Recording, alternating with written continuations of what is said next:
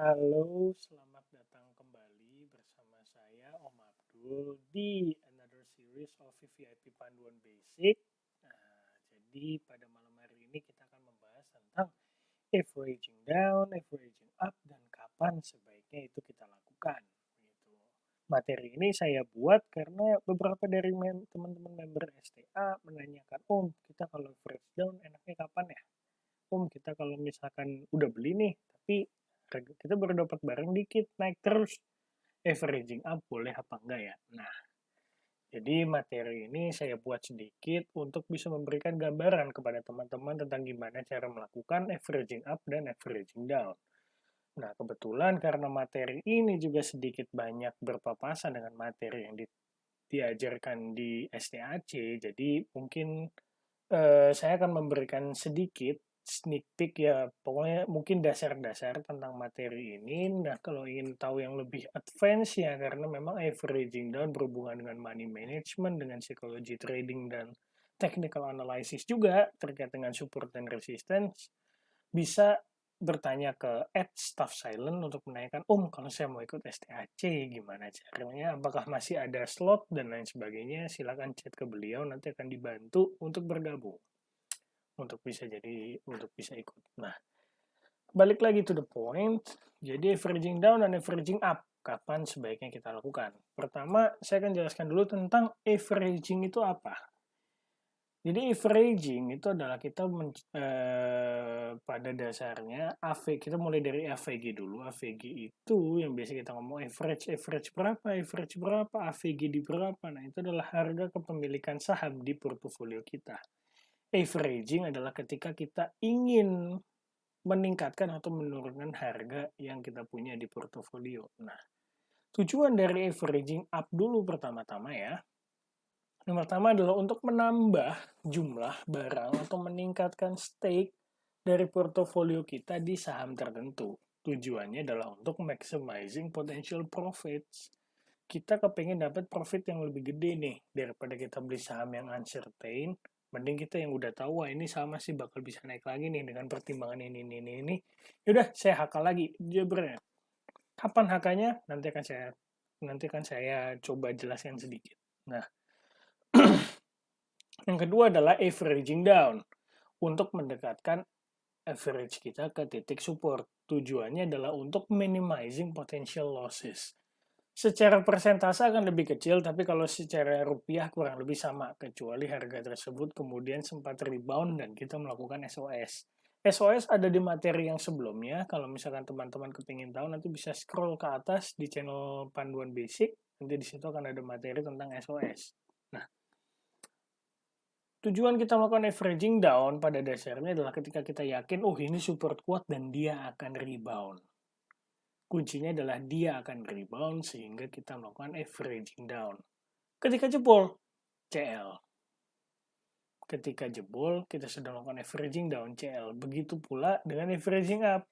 Ketika kita sudah averaging up dan ternyata support di mana kita averaging up itu jebol ke bawah, maka sebaiknya kita jual dulu, cuci piring. Nanti recover buy lagi di support selanjutnya. Next. Jadi pada dasarnya averaging down itu adalah dengan melakukan pembelian kembali di harga yang lebih rendah dari harga yang kita miliki di portofolio. Tujuannya meminimalisir kerugian secara percentage, tapi memang dan mendekatkan dan untuk mempercepat recovery pada saat yang kita pegang. Ketika nanti dia rebound, mengembalikan kerugiannya itu akan lebih cepat. Begitu. Nah, dilakukan averaging down bisa dilakukan dengan jumlah lot dan strategi yang bervariasi, tergantung pada ketersediaan cash yang kita punya dan kemudian metode serta toleransi risiko yang kita inginkan. Begitu. Nah, bisa dilakukan dengan metode scalping, buy and sell at cost loss, kurang lebih ini sama dua ini, kemudian buy and hold. Buy and hold ini yang paling umum di teman-teman STA. Kenapa? Karena saya juga nggak tahu kenapa teman-teman STA itu lebih milih untuk punya floating minus 30% ketimbang realize loss 5%. Jadi daripada realize loss minus 5%, mendingan nggak apa-apa deh gue hold tapi minus 30. Nggak apa-apa deh. Yang penting di hold. Saya juga nggak paham, tapi ya memang mungkin selera tradingnya seperti itu. Silahkan, tidak ada yang salah dan tidak ada yang maha benar dalam trading. Karena trading itu selera masing-masing sih ya. Time frame, toleransi risiko masing-masing orang berbeda. Dan titik untuk pembeliannya itu berbeda sesuai dengan strategi yang ingin diambil, toleransi risiko yang Anda miliki, dan cash yang tersedia. Contoh skenario averaging down jika kita ingin menggunakan strategi scalping atau sell at cost loss. Pada dasarnya scalping itu kan kita sama seperti nyopet. Kita beli 2-3% jual, nanti beli lagi 2-3% jual. Ketika kita turun lagi kita cut loss dulu. Nah, sell at cost loss itu bedanya adalah ketika kita beli kemudian langsung jual di harga yang sama. Jadi kalau kita beli di 100, kita jual lagi di 100. Tujuannya semata-mata adalah untuk menurunkan nilai average. Jadi begitu.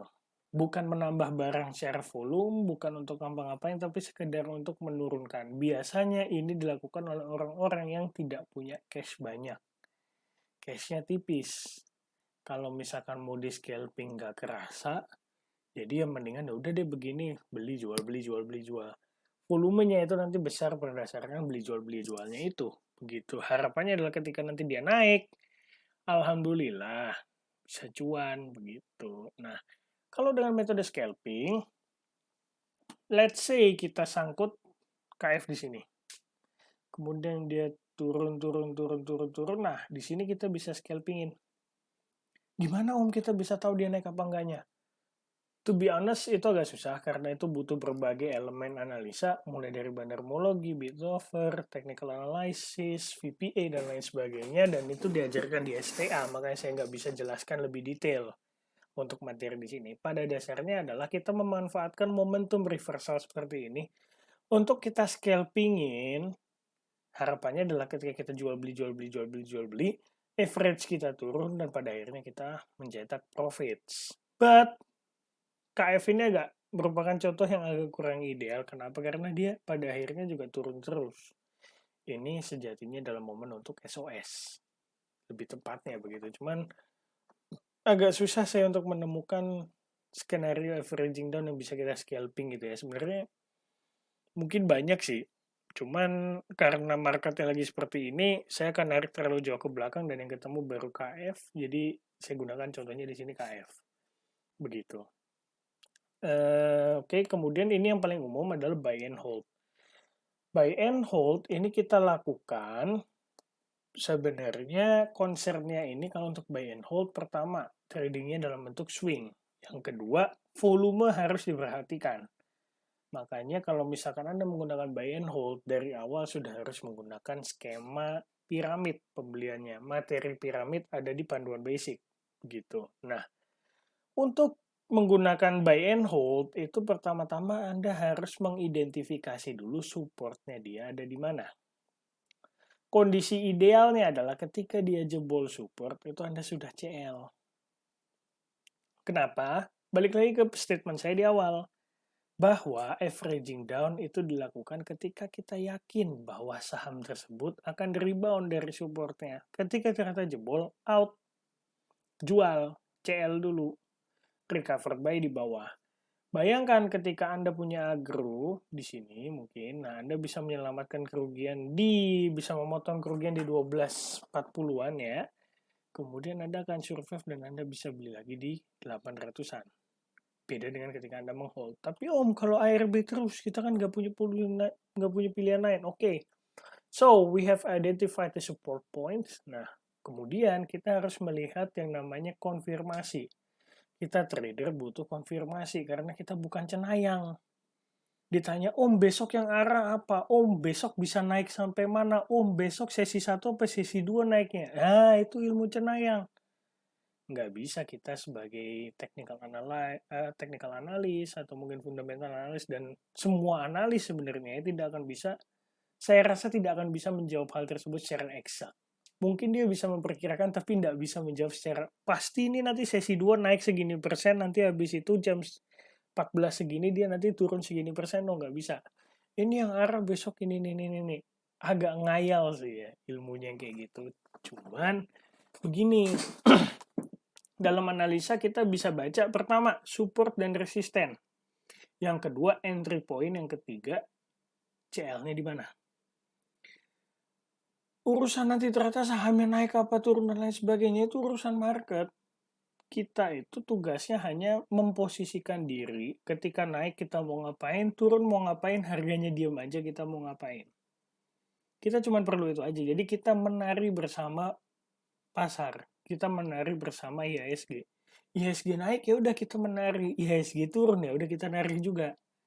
Jangan tiba-tiba kita bentak-bentak, wah kok turun sih gini-gini, enggak mau CL, ya udah kata bursa, mana peduli.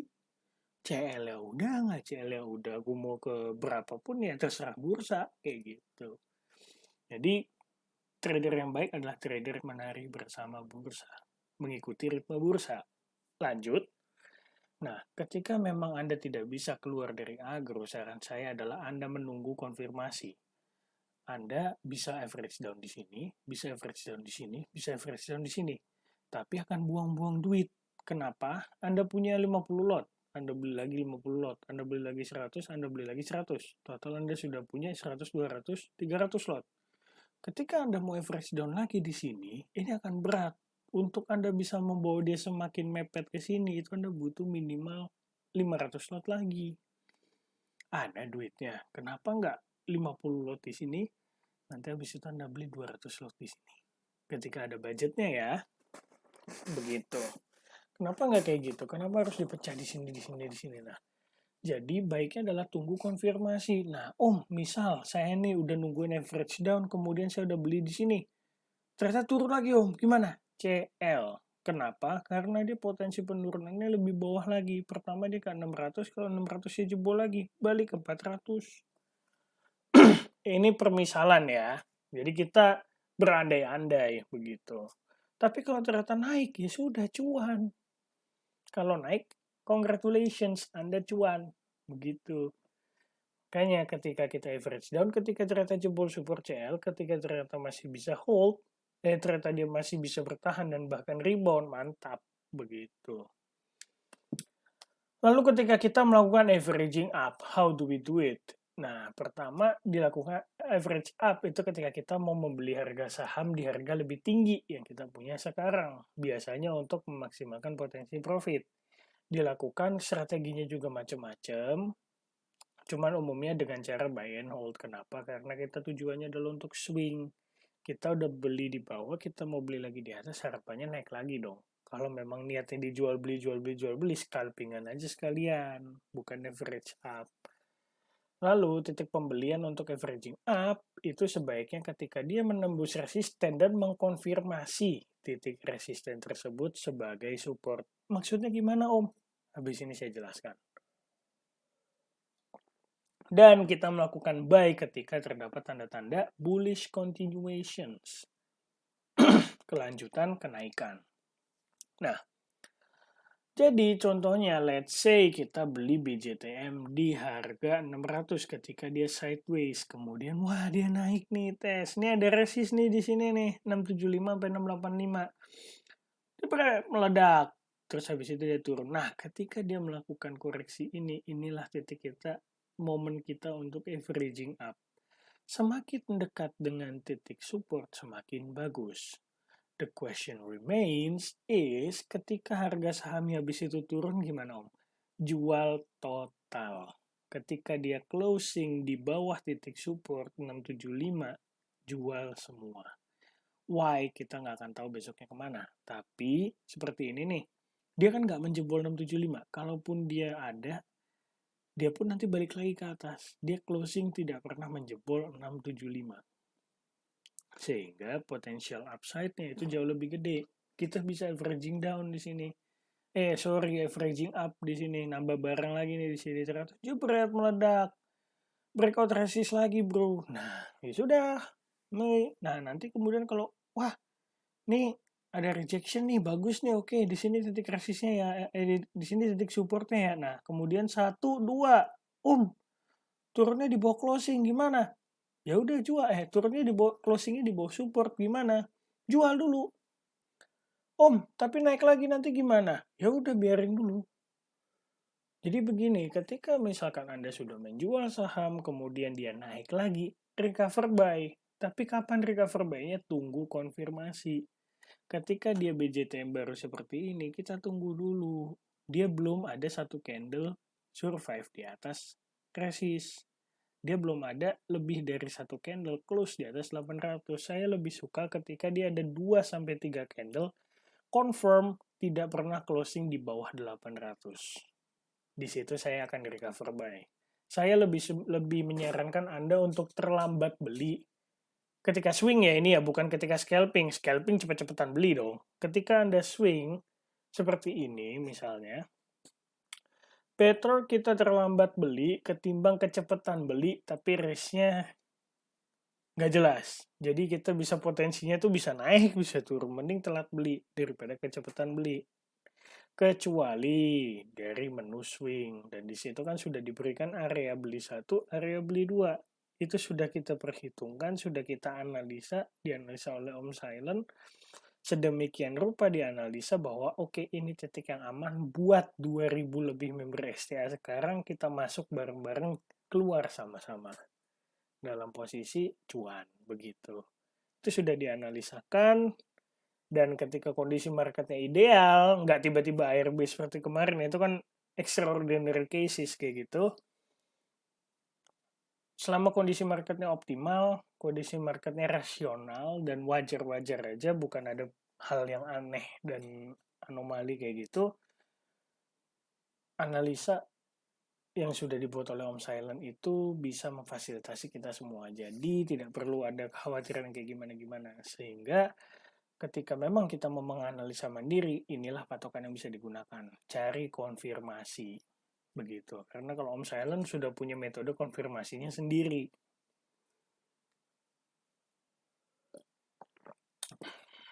Sedangkan kalau kita yang paling gampang ya kita melihat dulu 3 candle, kalau aman oke, kalau enggak ya jangan dulu. Begitu. Nah, kemudian kita masuk ke selanjutnya. Nah, kalau misalkan average up di scalping, pernah ada member yang nanya ke saya, Om, saya mau scalping, average up-nya gimana ya kalau saya baru dapat tiket? Scalping itu tidak ada averaging up. Kenapa? Namanya scalping, niatnya nyopet. Masa iya Anda misalkan nyopet orang, misalkan oke, asumsikan nyopet dalam hal literally nyopet. Anda misalkan nyopet si A, ada korban nih aneh, copet dulu cetes, aku baru dapet dompetnya kecil loh isinya, dia ternyata buat 3 dompet, ya udah bentar aku mau balik ke dia dulu, tak copet orang yang sama, aku tak ngambil dompetnya dua yang lain, gak mungkin dong. Kok maruk amat, mendingan ya udah kalau memang dapetnya segitu segitu dulu, kalau memang mau nyopet lagi nyopet yang lain, kayak gitu. Jangan orang yang sama dicopet 2-3 kali, dalam artian gini, 2-3 kali itu dalam sifat yang averaging up, kecuali hit and run. Sekarang dicopet, minggu depan copet lagi atau kayak gimana. Maksudnya gini sih, jangan averaging up meningkatkan weight, membuat overweight saham yang kita copet di portofolio kita. Jika memang niatnya copet, copet aja. Cuan jual, cuan jual, cuan jual, 2-3% jual, 2-3% jual. Nanti, naik lagi, beli lagi. 2-3% jual lagi. Naik terus nih, beli lagi. 2-3% jual lagi. Karena apa? Kita niatnya nge-scalp itu kita kayak ngiris pelan-pelan gitu, kita nyopet, mainnya memang di high volume trading, karena dia profitnya kecil, kita meningkatkan volume dan frekuensi trading, di situ kita untuk maximizing profitnya. Nah, jadi pada saat scalping, nah ini cuma memberikan gambaran saja, kalau misalkan scalping tuh alurnya kayak gimana sih, begitu. Lebihnya seperti ini. Kemudian kesimpulannya, yang pertama, averaging down dilakukan untuk mendekatkan harga AVG kita ke titik support. Sebaiknya dilakukan apabila support sudah terkonfirmasi dan terdapat pertanda reversal. Yang kedua, average up itu kita lakukan guna meningkatkan potensi profit dengan meningkatkan stake portofolio kita di saham-saham tertentu yang kita mau. Sebaiknya kita lakukan pada saat saham akan melanjutkan kenaikan atau terdapat pola bullish continuation. Apa itu Om? Silahkan di Google, banyak banget itu. Kemudian yang ketiga, volume averaging Jadi kita beli, saya kalau punya 50 lot, belinya berapa lot ya? Nah, pertanyaan yang seperti itu dan teknik pembeliannya itu berpengaruh terhadap keberhasilan Anda menggunakan teknik averaging down. Seberapa efektif teori ini Anda gunakan, itu bergantung pada volume yang Anda mainkan ketika Anda averaging dan teknik pembeliannya. Disarankan untuk selalu dan tetap menggunakan metode pembelian piramid untuk mengantisipasi adanya kocokan harga. Kocokan itu apa, Om? Nih, jadi harga saham itu dibawa turun dulu, kemudian nanti dibawa naik lagi. Jadi kayak, bentar. Oke, ini mau kita balik lagi ke sini. Nah, jadi dia dibawa turun, kemudian dinaikin lagi, dibawa turun, dibawa naikin lagi. Nah, ini namanya kalau saya nyebutnya adalah kocokan, roller coaster. Begitu. Jadi, kita menggunakan antrian piramid untuk apa? Ini juga membantu average kita itu turun ke harga serendah-rendahnya dekat dengan support. Gitu. Nah, mungkin untuk materi saat ini, ketika misalkan Anda melakukan averaging down, dengan buy and hold disarankan minimal sama dengan lot yang sudah dibeli sebelumnya. Ketika Anda sebelumnya pegang 100 lot, beli 100 lot. Ketika dia terkonfirmasi, supportnya di sini. Dan jangan sampai jebol. Kalau jebol, CL dulu. Dan saya sarankan jangan kecepatan averaging down. Tunggu konfirmasi. Karena better kita belum ngapa-ngapain kemudian, ternyata jebol support, udah kita CL. Dengan lot 100 yang kita beli di atas daripada kita sudah averaging down, lotnya sudah jadi 200, benar persenannya turun, rupiahnya sama. Bahkan naik. Kenapa? Karena ada volume 100 tambahan itu ketika Anda averaging down, dan itu nanti Anda CL minus 1-2% kan lumayan secara rupiah. Begitu.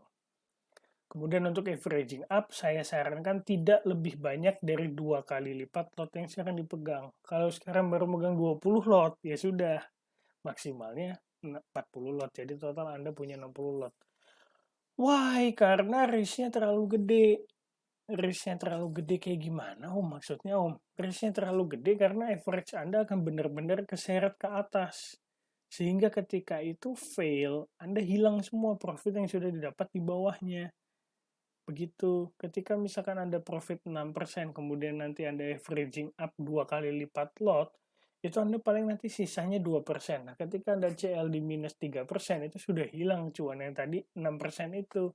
Makanya disarankan sih biasanya 1 kali lot. Ketika pegang 10, ya udah average up-nya 10. Ketika pegang 20, average up-nya 20. Tapi ada sedikit toleransi ketika Anda memang yakin dan trennya memang strong bullish, silakan maksimal 2 kali lipat lot yang dipegang. Mungkin sekian dari saya. Apabila ada yang ditanyakan, bisa chat ke saya @assistantsilent atau @hakimnasution128. Atau jika Anda ingin mengikuti STAC untuk belajar analisa mandiri, aku juga kepengen scalping, aku kepengen belajar technical analysis, bandarmologi, dan lain sebagainya. Psikologi tradingku kurang bener, money managementku masih agak berantakan. Bisa, silakan ikut STAC, nanti akan dibimbing bersama saya, Om Silent, dan seluruh keluarga besar STA lainnya. Kita berdiskusi, belajar bersama di sana, mengembangkan diri kita bersama-sama, menjadi trader yang lebih baik dan memajukan pasar modal Indonesia. Seperti video-video saya yang lainnya, saya selalu tekankan bahwa teruslah kita belajar, mencari tahu, mempelajari hal-hal baru tentang bursa, follow up and keep up to date. Baca berita dan lain sebagainya. Because, kenapa harus kayak gitu, Om? Rajin pangkal cuan, malas pangkal cut loss. Kalau Anda rajin, Anda akan sulit kena pom-pom. Tapi ketika Anda malas, join grup Telegram sini. HK ini.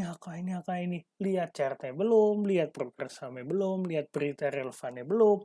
Udah main HK. Pada dasarnya pemalas pengen cuan aja udah. Nggak mau ngapa-ngapain. Ya, jangan disalahkan ketika Anda cut loss. Tapi ketika Anda analisa, ada effort lebih untuk belajar, untuk mencari tahu, untuk melihat setidaknya minimnya chartnya bagaimana, kemungkinan besar Anda akan lebih selamat ketika ternyata harganya turun. Anda sudah tahu, supportnya di sini. Karena apa? Anda sudah rajin untuk melihat support resistennya di mana. Jadi Anda akan lebih selamat di bursa kita. Oke, sekian dari saya. Selamat malam, terima kasih sudah mendengarkan materi ini. Mohon maaf bila terlalu panjang. Apabila ada yang mau didiskusikan, silahkan kontak ke saya. Akhir kata, be silent, be cuan. Selamat malam.